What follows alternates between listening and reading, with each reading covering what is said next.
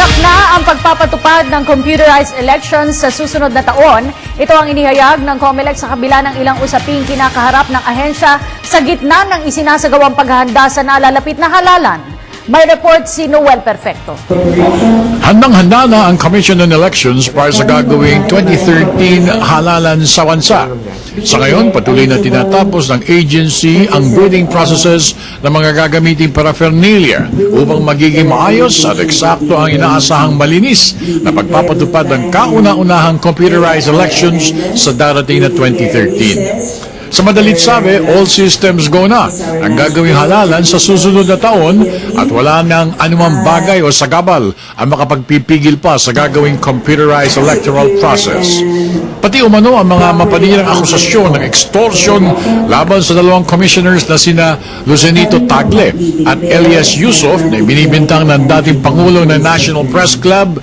Hinamon ng dalawang komisyonado ang naghain ng akusasyon na dalhin na lamang sa tamang forum ang naturang kaso para magkaalaman na kung sino nga ba ang nagsasabi ng totoo. These are baseless accusations. And we challenge these people to come into open and file cases against these persons whom they, for attempted bribery. And even against us. And if they can prove that we have approached these people, then they have to come to in open. Are you going to file a libel case? That is, we are studying this because our image has already been tarnished by these people, and we are planning to file a libel case. We do not want to tolerate this kind of activity.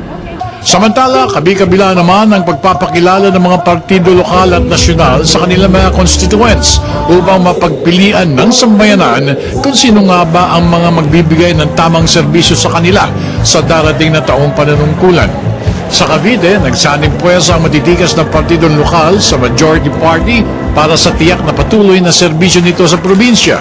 Sa Zambales Province naman, muling pinakilala ng gobernador ang kasalukuyang chair ng Partido Sulong Zambales ang matagumpay na grupo upang muling maipamalas ang kakayahang mapagsilbihan ng mga taga-nayon sa bandang ito ng Luzon.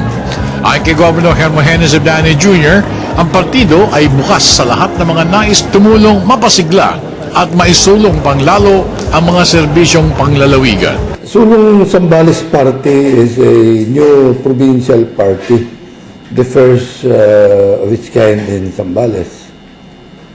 Ang mga miyembro nito it's a conglomeration of political leaders coming from the different national parties.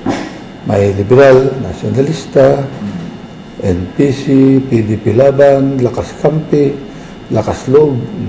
Para sa Telebisyon ng Bayan, ako naman si Noel Perfecto.